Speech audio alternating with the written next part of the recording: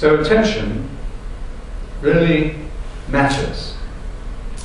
And the quality of attention that we bring to a relationship, to a work that we're doing, determines the quality of the work and the quality of the relationship. There are two kinds of medicine in ancient tradition. The kind that we have specialized in is the kind that medical technology, medical science is concerned with, and has achieved amazing breakthroughs and what our ancestors would have thought of as miracles in the ability to diagnose and to treat symptomatically various forms of illness. And that kind of medicine is, what we think of as medicine today, actually. Other kinds of medicine we label alternative medicine, which goes to show how completely this, let's say, scientifically based or oriented symptomatic medicine has cornered the market. It's become the orthodoxy. And everything else is alternative to that, good or bad. And there's some dialogue perhaps between conventional and alternative medicine, depending upon the open-mindedness of the physician and the medical care workers and so on. But basically, that's the orthodoxy, and the rest is alternative. But Asclepius, the Greek god of medicine and healing, probably is the representative of this other approach to medicine. This is the god who has the stick with the serpent wound around the stick. So we still see it. Do you still have it up in pharmacists here? In drugstores? We have that now. So, and the snake was quite closely associated with this god of medicine and healing. And snakes were not, frightening creatures for the Greeks, apparently. They were symbols of prudence and wisdom, and they were also seen as capable of finding the best herbs, the best natural resources which could be used in healing. So the snake was not a frightening symbol, but a friendly and wise symbol. Homer called Asclepius the blameless physician. He was raised by Chiron, the centaur, half human, half horse, who was famous, of course, in his own right as the wounded healer. Temples were built to Asclepius all around the ancient world. They were built in healthy places. They were beautiful sites. They each had a sacred grove of trees. And there were places of health and peacefulness, harmony. And if you had something wrong with you, you would go to the temple in one of these sacred, peaceful places, and you would spend at least a couple of nights sleeping in the temple, and then after consultation with the physician or the ministers of the temple, you would often the cure or the remedy, the approach to your problem was revealed through a dream. So a very different approach to medicine, to the healing arts. Not so foreign as we might think. There are still places in the world like that, hospitals, places of healing, which have immediately that calming effect when you walk into them. I went to visit somebody once in an Ayurvedic hospital in India, which felt very much like a very peaceful and caring monastery, spiritual center, although it was run by doctors who were trained both in Ayurvedic medicine and in conventional medicine. And they would make their rounds to the patients every day. They would spend quite a lot of time with each patient. And there was a feeling, an atmosphere of calmness, of things were slowed down, and although the treatment was adjusted for the condition and for the patient, there was a feeling of wise care and attention. And a very different feeling from what you would have got in the conventional hospital in town. The principle of Ayurvedic medicine was balance and moderation in all things at all times. And the rules of being a patient in this hospital were that you didn't do too much exercise, you didn't eat too much, you didn't, everything was balanced. Everything was controlled by this principle of moderation. The word Ayurvedic means the knowledge of long life. How to live life long and well. So there are two kinds of medicine that they correspond to two kinds of human knowledge. That which we call scientific or mental or cerebral knowledge, and that which we call the knowledge of the heart or wisdom. One specializes more perhaps in the techniques of medicine, and the other in the art of medicine. And I think any good physician working in the hospital here or in any form of conventional medicine is going to try, or any nurse, any physician is going to try, or administrator is going to try to achieve an integration of these two approaches, even though the prevailing culture is very much weighed to on the side of the first, the scientific and the interventionist and the symptomatic dealing with symptoms. So balancing, as in everything in life, it's a question of realizing all the dimensions that are present in the situation and then balancing them. I think meditation is about balance. We call meditation the prayer of the heart, and the heart is a symbol of the whole person and the center of the human being, the center of life. Not an emotional symbol, it's not just a physical organ, it is a spiritual symbol of balance and integration. Meditation centers us personally and professionally in a way that allows us to maintain balance through the many different dimensions of our lives and our work. And balance is something that has to be continuously monitored. Just as you're constantly checking the vital statistics of a patient in trouble, so we need constantly to readjust the balance in our lives. And that's why meditation is understood and practiced as a daily discipline. Because the balance needs to be continuously corrected. It's like exercise. We need exercise, but it's very easy to neglect it, to sideline it, to postpone it indefinitely, to forget or to deny or to repress the fact that we need exercise, physical exercise, until the consequences become apparent in your waistline or in your shortness of breath or in other symptoms.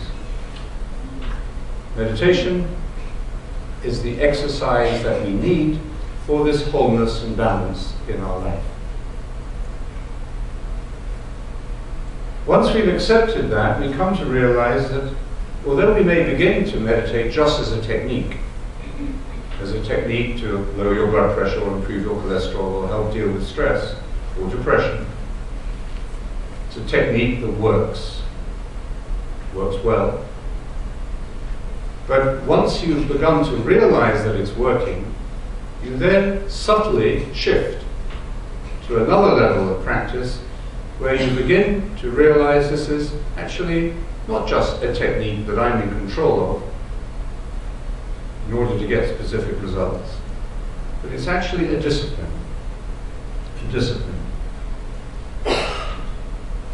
And if you have a discipline in your life that is beneficial to you, you love the discipline. Think of the things that you do that require a certain amount of discipline, overcoming resistance, overcoming laziness, overcoming, moments of discouragement. Things that you want to do, but you don't always feel hyper enthusiastic about, but you know you will do them and want to do them despite what you may be feeling at that particular moment, because you love the discipline and because you appreciate the benefits that it brings you and the way it enhances your life. So in that sense, meditation may begin as a technique, but it evolves into a discipline. This is why in our community we're spending a lot of our attention at the moment on meditation with children. Because if we believe that if we can introduce children to this as a life skill, as a necessary life skill early in life, it will become a discipline that they will learn to love. And all the evidence is the fact that children like to meditate. So, here we are then. We may begin as a technique with measurable results. We are in the driver's seat, which means that the ego is in the driver's seat.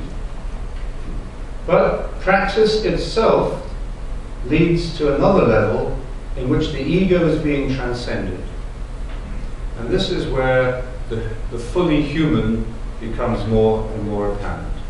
As the ego is transcended or diminishes, the ego is not calling all the shots, that we're not seeing everything through the perspective of the ego, we're not seeing everything with me at the center of it, we're not reacting to everything from my point of view, like the man who couldn't control his anger. As the ego diminishes and is transcended, this subtle shift occurs, and we begin to be aware at this new level that the effects of meditation are felt and perceived even more powerfully as spiritual fruits. There's a remarkable agreement in all the religious traditions on what spiritual fruits are and what they mean. The best list of them that I know from my own tradition is St. Paul in the letter to the Galatians, where he speaks about love, joy, peace, patience, kindness, goodness, fidelity, gentleness, and self-control.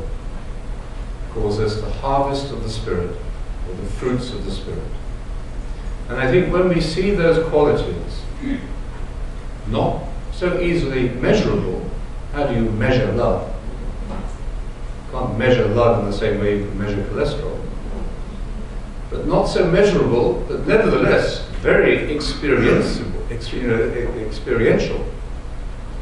We know when we are loving, when we are in love, when we are being loved. We know when we are joyful, and that the joy springs from within us and isn't dependent upon external situations entirely. We know that, we perceive that. In fact, we know it at an even stronger level than we know those conditions that we can measure.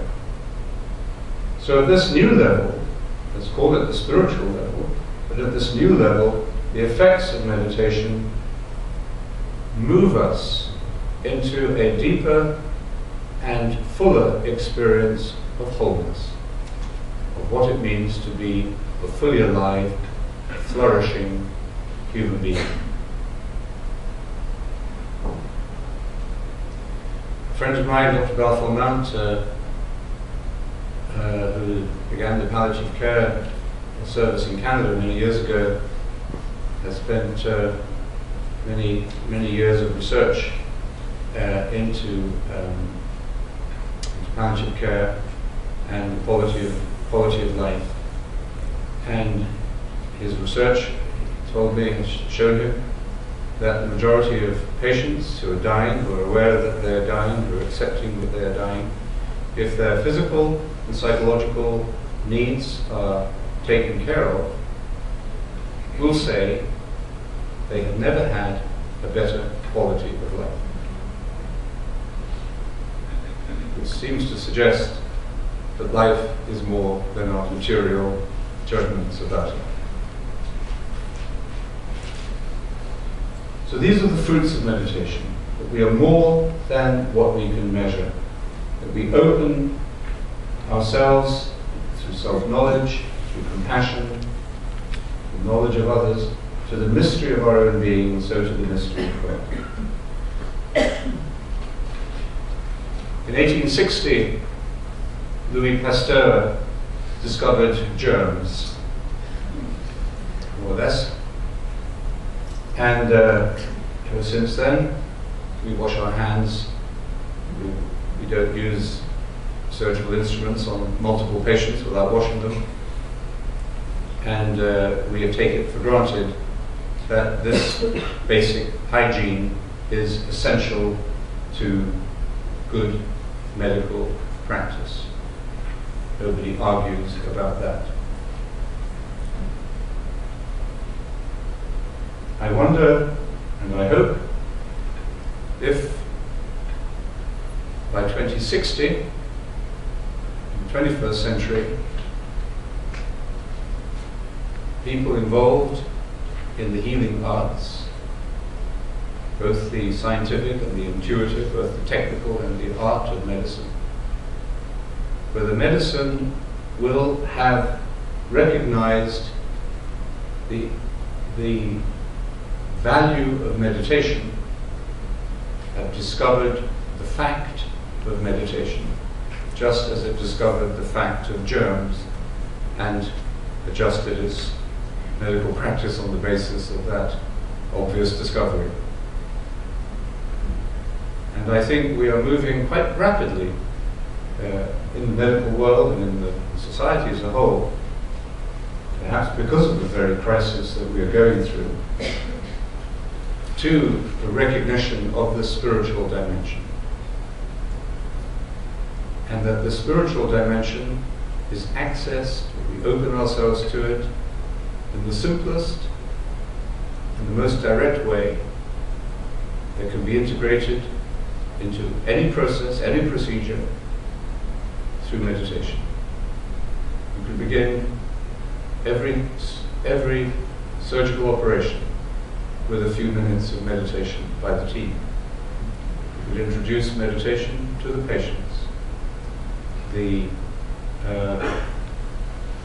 medical practitioners, carers, could be given opportunities to meditate together, encouraged to meditate on their own. What kind of hospital, what kind of healing arts would be created when that dimension had become conscious, had become normal and accepted? Let me invite you now to taste a little bit of this meditation that I've been speaking about. And because meditation is a practice of the whole person, the body and the posture are an important element of it. So maybe you'd like to stand and have a little stretch for a moment. It's a good way of always preparing for meditation, because it reminds us that it is the whole person that is involved in the practice. So take a moment to just shake yourself up, loosen up a little bit.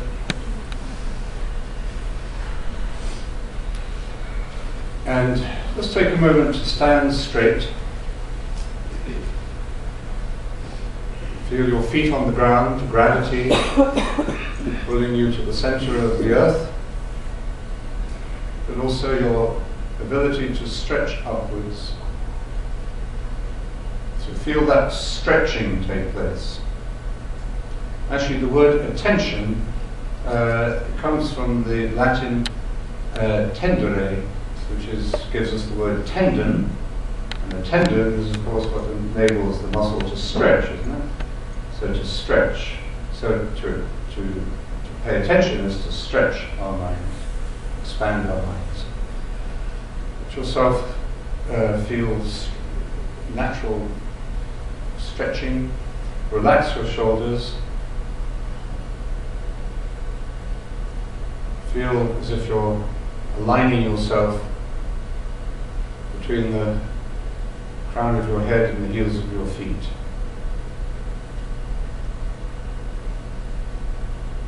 And then just be aware of your breathing for a few moments.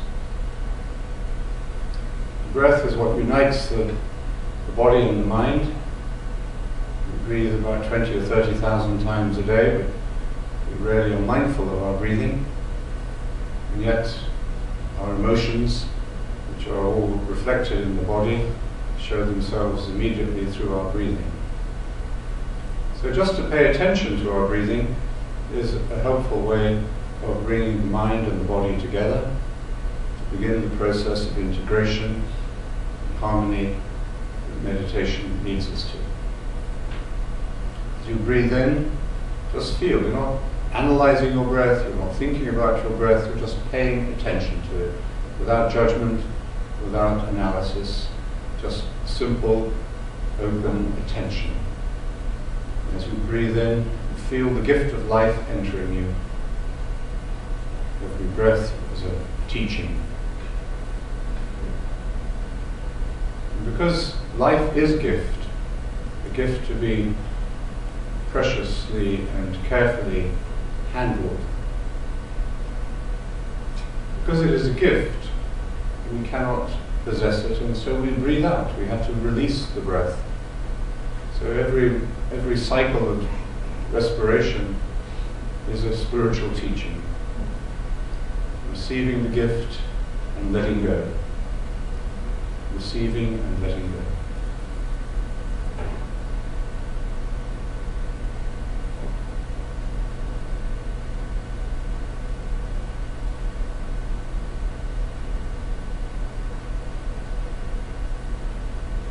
Okay, sit down. Now the essence of meditation, as I said, is attention.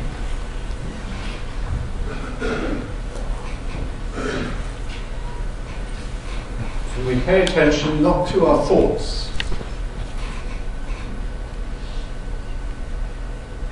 and in fact not to any object, but to the being, the mystery of being itself, the fact of being itself. We don't have to think about what we're paying attention to, we just pay attention. And that teaches us all that we need to know. So this means that we let go of our thoughts, and that includes our good thoughts and insights. Certainly one of the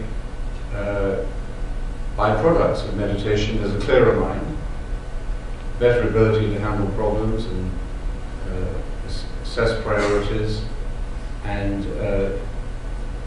come to insights. That's certainly an effect of meditation. But at the time of meditation itself, we are letting go even of good thoughts and good insights or solutions to your problems that may come to you.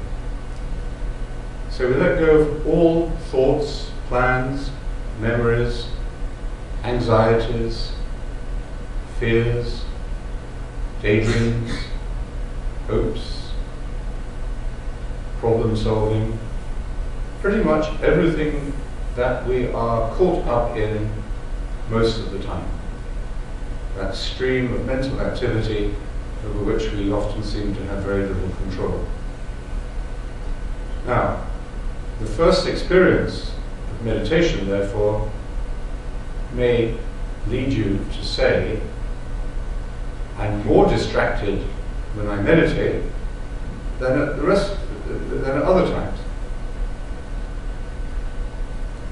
And what you're simply discovering, of course, is that you are, that we do find it difficult to pay attention, that we are inherently distracted, unable to control where our attention goes, but that's where we start. There's no reason to be discouraged, that's where everybody starts, that's the human condition.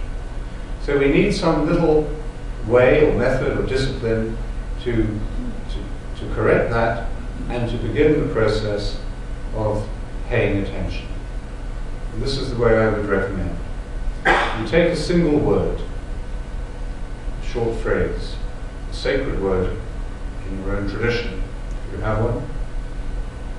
You repeat this word continuously in the mind and heart during the time of the meditation in order to let go of all of those thoughts, words, and imagination. And the art of meditation then is paying attention to your word during the time of the meditation itself. That's all we have to do. That's why meditation is very simple. I think for children it's almost a form of play. If we could be a little more playful, we would probably become more prayerful. Choosing the word is important. The word I would recommend is the word Maranatha. Maranatha is a sacred word. It means come Lord. It's in Aramaic, which is the language that Jesus spoke. It simply means come Lord, but we're not thinking about the meaning of the word as we say it. We're listening to the word, giving it our full attention. And if you choose that word, say it as 4 syllables, Ma, Ra, Na, Tha. Ma, Ra, Na, Tha. Don't visualize the word because our minds are oversaturated with images already. So but listen to the word as you say it, as a sound. Ma, Ra, Na, Tha. Give it your attention, gently, without force. So you're not going into this in order to succeed or achieve anything. Just do it as best you can, as faithfully as you can. So say it gently, faithfully, which means that when you get distracted, you realize that you're distracted, you simply come back to the word. Ma, Ra, Na, Tha. And you say the word simply. That means you're not analyzing the output or the outcome or the results or why you're doing it. You're not complicating it. So you don't have to analyze what you're doing. Just do it simply, unself-consciously. So those are the best guidance you can have really for saying how you say your word. Gently, faithfully, simply, and of course with wholehearted attention. You also might add the word humble, because everybody is going to feel I'm not doing this perfectly well. So welcome to the human race. So even when you become distracted, even if you're distracted for a significant period of time, as soon as you realize you're distracted, just humbly return to the word. Ma, Ra, Na, Tha. Your basic posture is to sit with your back straight, feet flat on the ground. You can put your hands on your lap or on your knees, so that your body, which is your vehicle for this journey, your body is comfortable but alert, relaxed and alert. Relax your shoulders, relax the muscles of your face. Breathe normally. Close your eyes lightly, and then silently begin to say your word. Ma, Ra, Na,